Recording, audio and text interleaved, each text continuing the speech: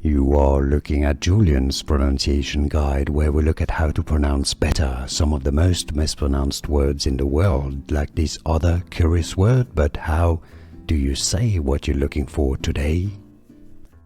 So how do you say the name of this sculpture? That's in New York, that was given